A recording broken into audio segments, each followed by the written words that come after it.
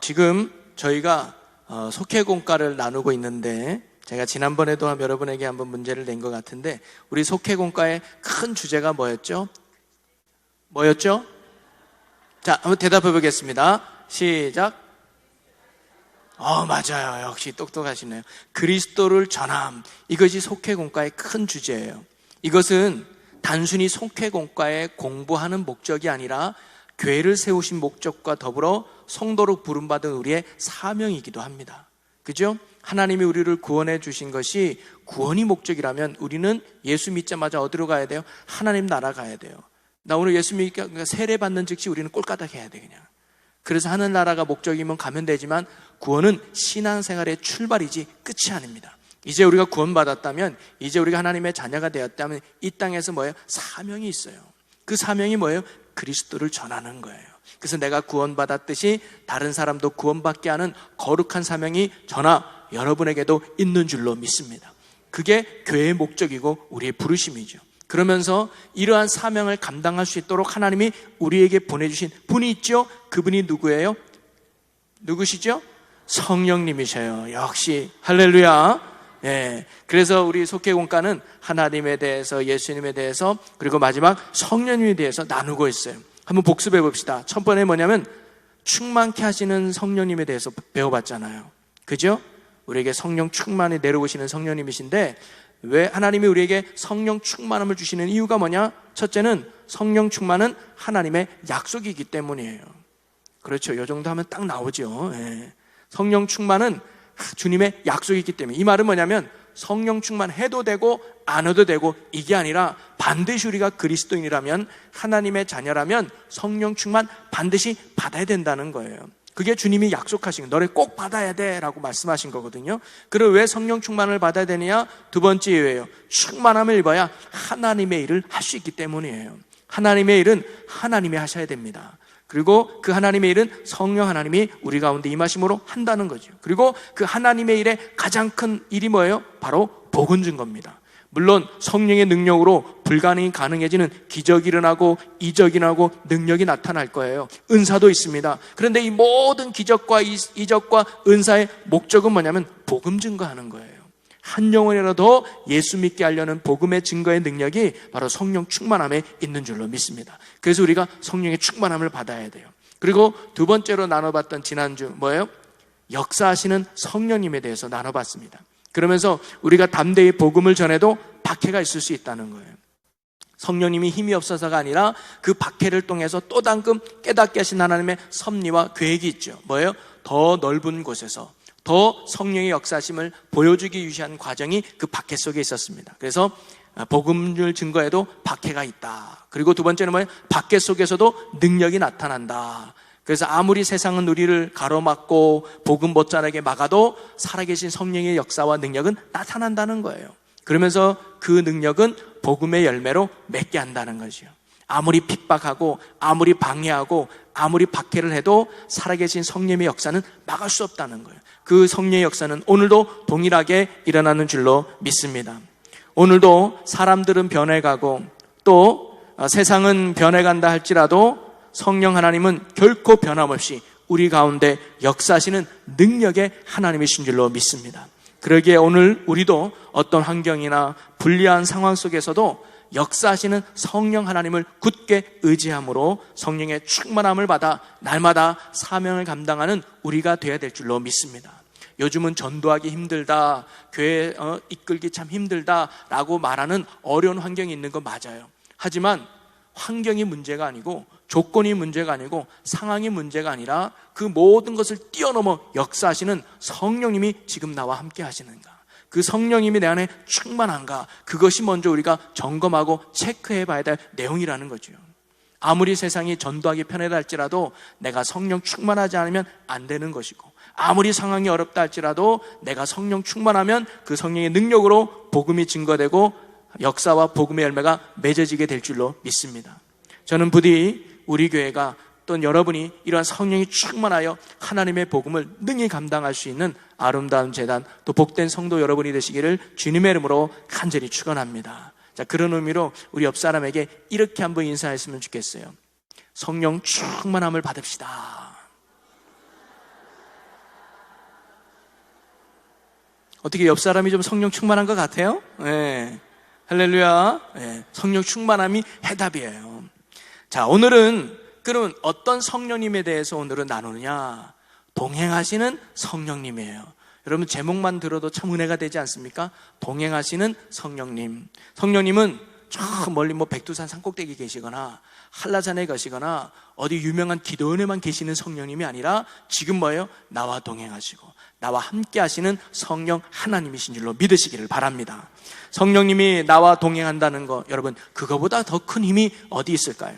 성령님은 곧 예수님이시고 예수님이 곧 하나님이시잖아요. 즉 하나님이 나와 함께하는 인생, 하나님이 나와 늘 동행하는 인생이 된다면 그 인생이야말로 진짜 복 있는 인생이요 능력의 인생인 줄로 믿습니다. 사도행전은 곧 성령행정이라고 말했습니다. 가는 곳마다 복음의 열매가 맺어지고 교회가 세워지고 많은 기적과 능력이 나타나는 일의 기록이 사도행전입니다. 그런데 그 모든 역사와 복음의 열매 중심에는 누가 있느냐? 바로 동행하시는 성령님이 계셨기 때문이죠.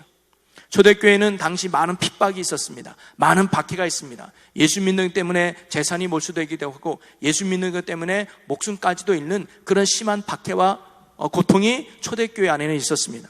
12장에 보면 초대교회 지도자인 야고보가 순교를 당하게 되고 또 베드로도 옥에 갇히는 일이 있었어요. 근데 성령의 능력으로 탈출하게 되죠. 하지만 이런 세상의 위협과 핍박과 방해 속에서도 복음을 막으려고 했지만 결코 이 복음의 전파는 막지 못하고 더욱 복음이 전파되고 많은 영혼들이 구원의 길로 들어서게 되죠. 왜냐? 복음을 전하는 것은 사람의 일이 아니라 하나님의 일이기 때문입니다. 그러기에 아무리 세상이 방해하고 아무리 세상이 우리를 위협했다 할지라도 하나님이 하는 일을 세상이 막을 수는 없다는 거죠. 그래서 사도행전 12장 24절은 이렇게 기록해 주고 있습니다. 하나님의 말씀은 흥왕하여 다하더라. 할렐루야. 세상이 아무리 핍박해도 하나님의 말씀, 복음의 말씀은 뭐예요? 점점점 퍼진다는 거죠.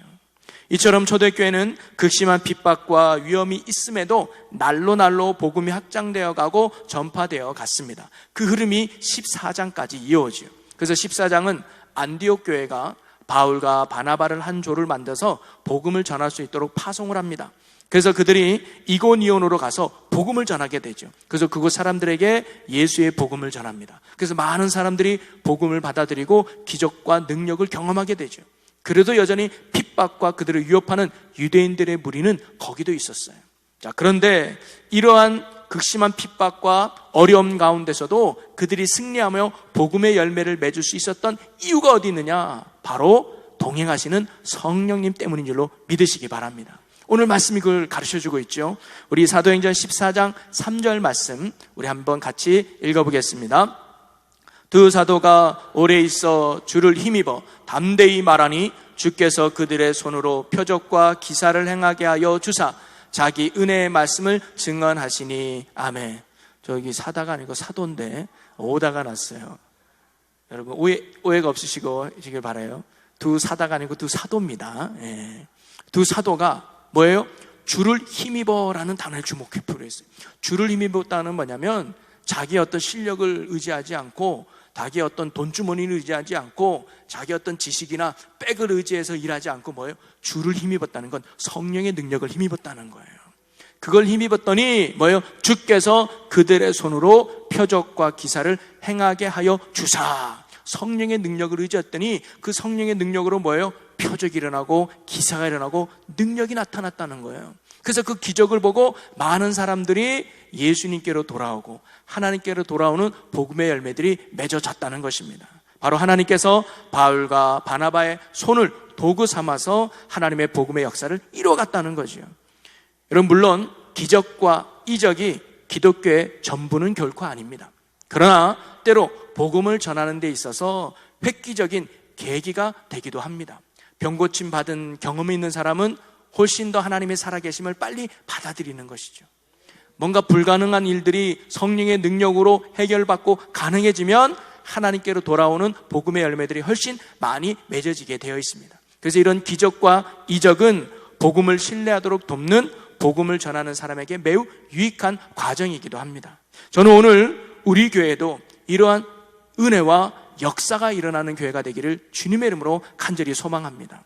우리 교회를 도구 삼아 이 땅에 살아계신 하나님을 보여주고 살아계신 하나님을 증거할 수 있는 능력의 교회가 되고 소망의 교회가 되고 성령의 교회가 될 수 있기를 간절히 소망합니다. 그 교회가 될 수 있도록 저나 여러분이 뭐예요? 성령 충만한 교회가 되기를 기도해야 된다는 거죠. 그래서 성령의 능력으로 기적이 일어나고 이적이 나타나며 살아계신 하나님을 증거할 수 있는 그런 교회로 세워지기를 주님의 이름으로 간절히 축원합니다.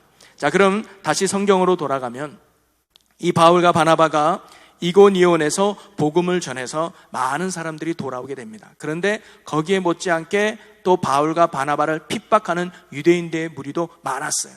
그래서 결국 그곳에서 오래 있지 못하고 이 바울과 바나바가 그곳을 피해서 어디로 가느냐? 루스드라라는 지역으로 가서 다시 전도하게 됩니다.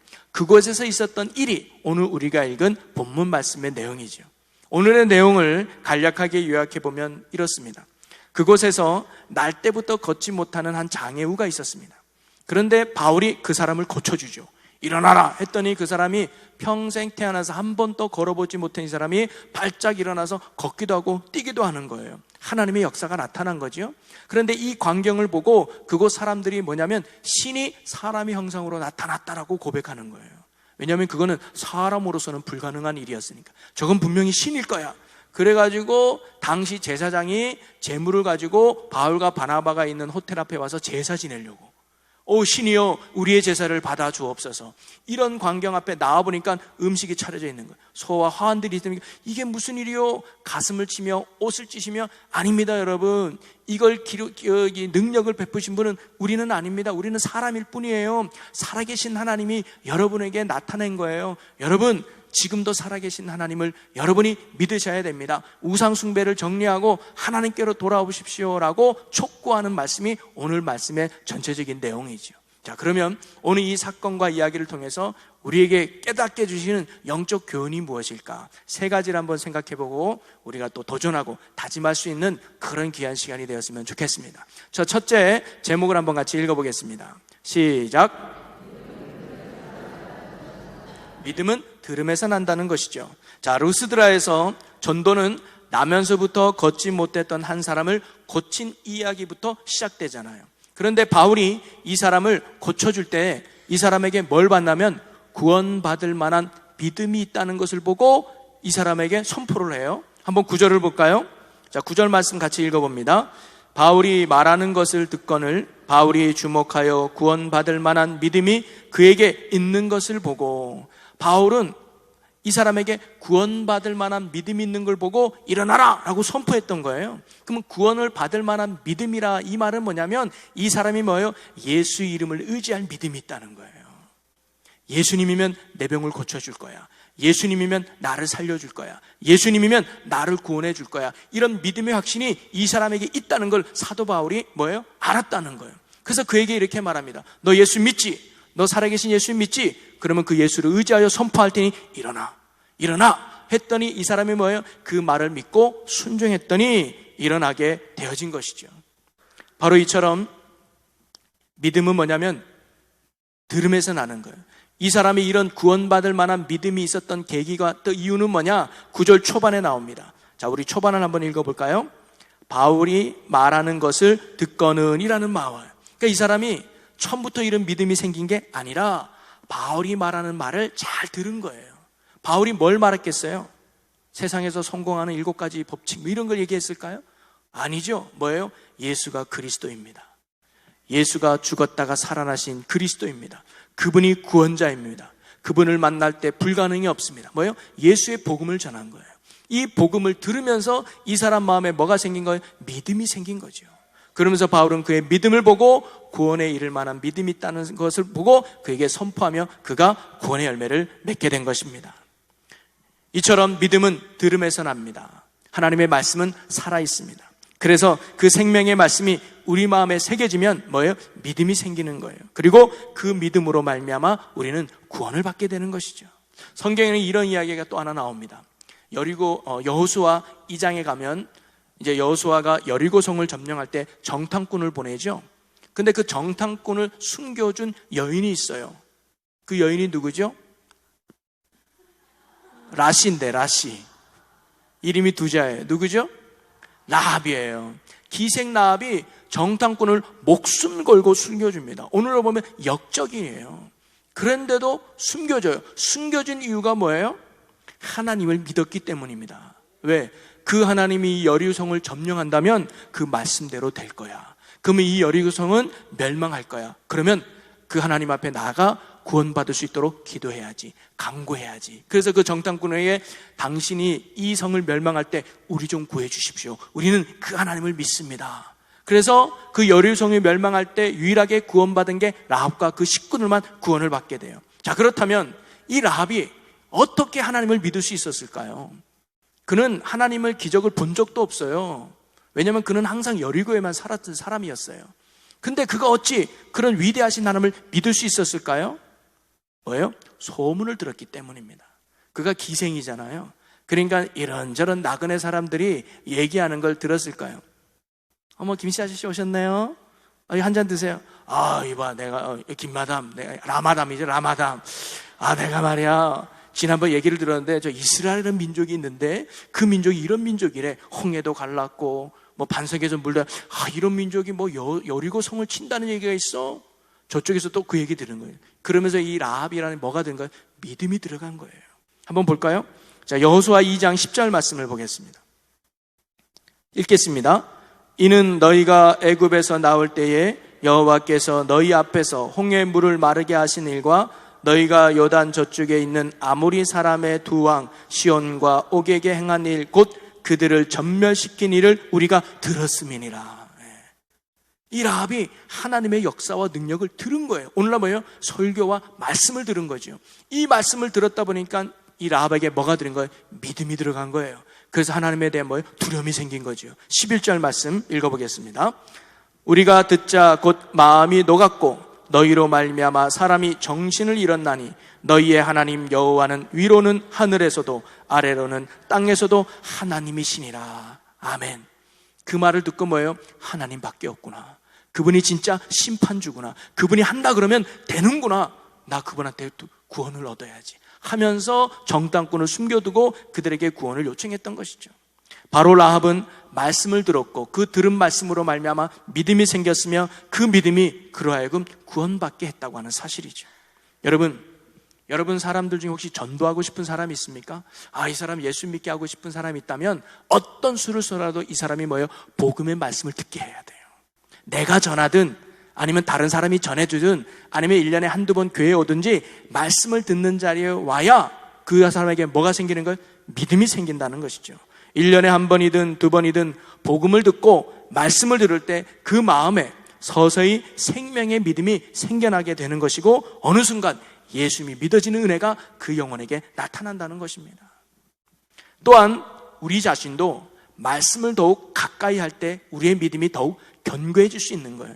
여러분, 믿음은 종교 활동한다고 생기는 게 아니라는 거죠.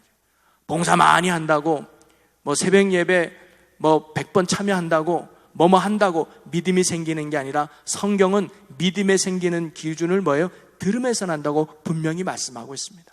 여러분, 믿음이 키우고 싶습니까? 여러분이 정말 하나님이 인정하는 강한 믿음으로 가고 싶습니까? 말씀을 듣는 자리를 삼아야 합니다. 말씀을 듣는 일에, 말씀을 읽는 일에, 말씀을 묵상하는 일에 힘써 보십시오. 그 말씀을 통해 여러분 마음에 뭐예요? 믿음이 생기는 거예요. 하나님에 대한 믿음, 예수님에 대한 믿음, 성령님에 대한 믿음이 생겨서 그 믿음으로 말미암아 구원의 역사, 은혜의 역사를 누리게 될 줄로 믿습니다. 자, 그러면 두 번째, 오늘 말씀을 통해서 깨달을 수 있는 것은 뭐냐? 두 번째 제목을 한번 읽어보겠습니다. 네, 두 번째는 하나님의 영광을 드러낸다는 사실을 배울 수가 있습니다. 자, 바울은 평생 한 번도 걸어본 적이 없는 사람을 일으켜 세웠지요. 자, 그런데 그 걷는 모습을 본 루스드라 사람들은 아까도 말했지만, 야, 신이 사람의 형상으로 이 땅에 내려왔다. 저들은 사람이 아니고 신이다 라고 그들이 생각했습니다. 그리고 그들 앞에 소와 화환을 가지고 와서 제사를 지내고 그들을 섬기려고까지 했습니다. 자, 이 모습을 보고 바울과 바나바는 옷을 찢으며 강하게 거절을 했죠. 그리고는 이러한 기적과 능력을 베푸신 분은 결코 우리가 아니라 하나님이심을 증거하고 하나님의 영광을 구하게 됩니다. 여러분, 사실 바울과 바나바가 겪은 이 사건은 어떻게 보면 참으로 위험한 것일 수도 있어요. 그것은 분명 하나님의 역사였고 하나님의 능력이었고 성령의 일하심이었습니다. 그러나 그 사실을 모르는 사람들은 누가 한 것처럼 보이는 거예요?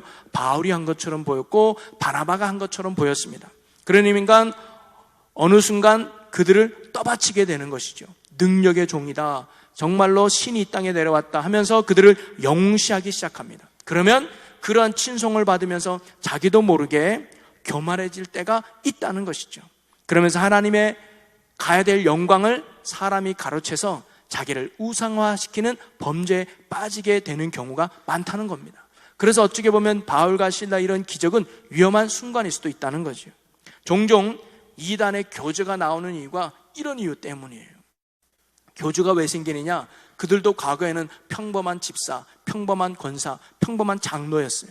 그런데 기도 많이 했더니 성령의 능력이 나타나는 거예요. 기도하니까 병이 고쳐지고, 기도하니까 기적이 일어나고, 그러면서 그 과정을 경험했던 사람들이 뭐예요?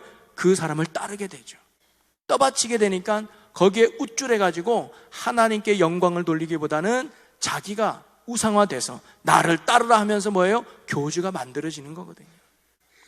여러분, 우리는요, 인생을 살아가면서 모든 영광은 하나님께 라는 신앙으로 살아가야 될 줄로 믿습니다. 성경 우리에게 이렇게 권면해 주고 있습니다. 잠언 18장 12절 말씀 함께 읽습니다.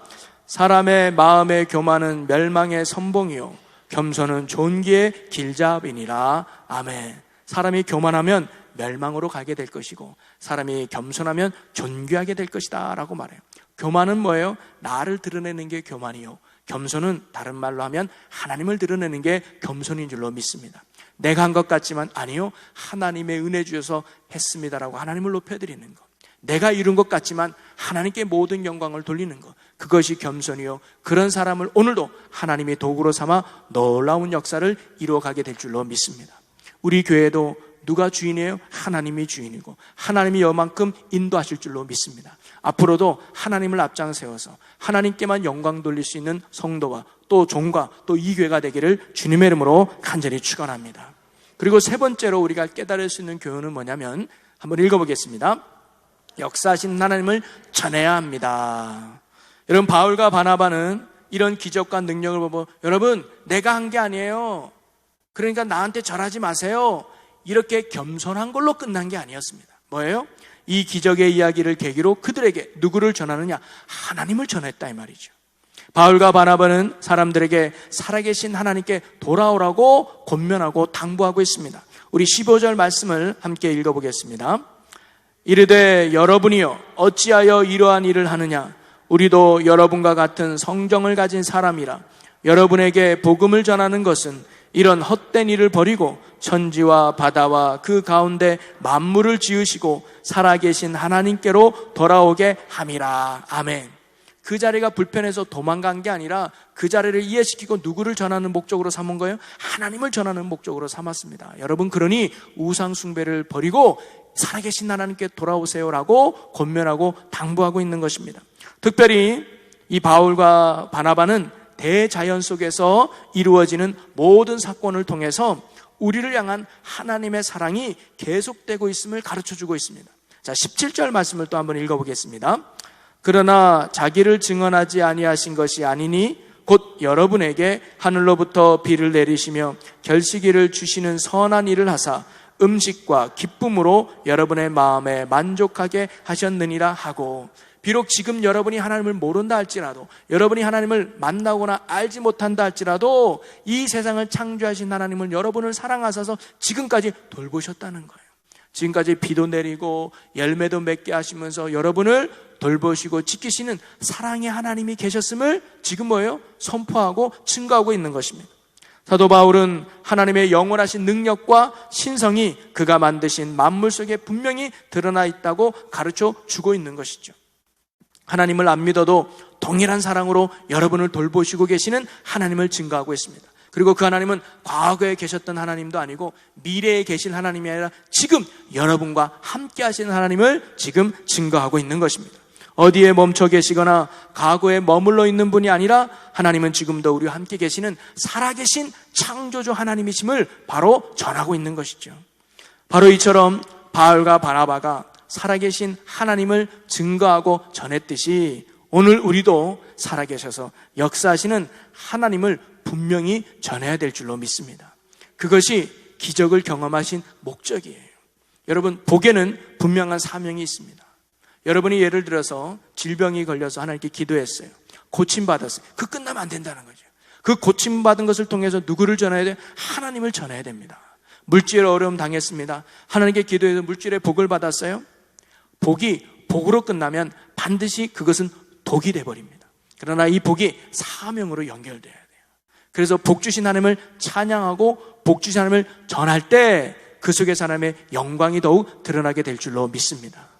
저희 교회가 이만큼 복을 받았다면 이 복에 맞춘 사명을 감당할 줄 아는 건강한 교회가 될 때 하나님이 더 큰 복과 은혜를 이 재단에 부어내어 주신다는 것이죠.